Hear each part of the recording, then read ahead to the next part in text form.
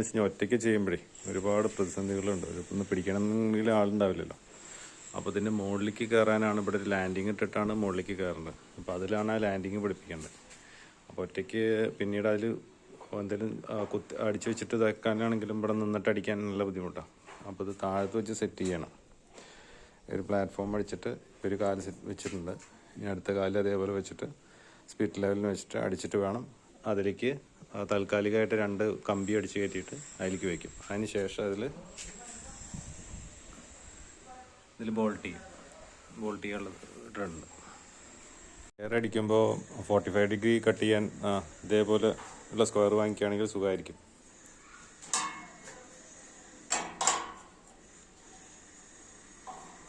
Just വെച്ചിട്ട് വരഞ്ഞാൽ മതി. അപ്പോൾ ഭയങ്കര ഈസി ആയിട്ട് കട്ട് ചെയ്യാൻ കിട്ടും.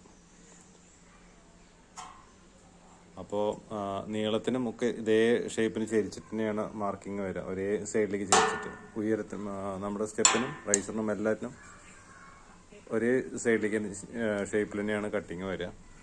അപ്പോൾ ഇത് എത്രയുള്ളതെന്ന് വെച്ചാൽ ഈ കോർണറിന് ഈ അറ്റം വരെയാണ് നമ്മുടെ അത് വരിക. ഇപ്പം ഞാൻ ഇത് 21 സെൻറ്റിമീറ്റർ വെച്ചിട്ടുള്ളത്. ഇത് 21.3.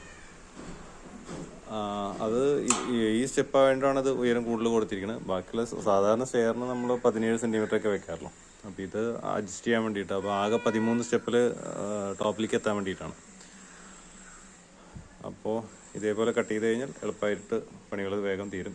അപ്പോൾ ഇത് ഒരുമിച്ചിട്ട് എത്ര സ്റ്റെപ്പാണെന്ന് കണക്കാക്കിയിട്ട് അത്രയും സ്റ്റെപ്പുകൾ ഒരുമിച്ചിട്ട് കട്ട് ചെയ്ത് വെച്ചാൽ മതി. 25 സെൻറ്റിമീറ്റർ ആണെങ്കിൽ 25 സെൻറ്റിമീറ്ററിൽ വെച്ചിട്ട് ഇത് എത്ര ഉയറിൽ വെച്ച് ഒരേപോലെ കട്ട് ചെയ്ത് വെച്ച് കഴിഞ്ഞാൽ വെൽഡിങ് സുഖമായിട്ട് നടക്കും.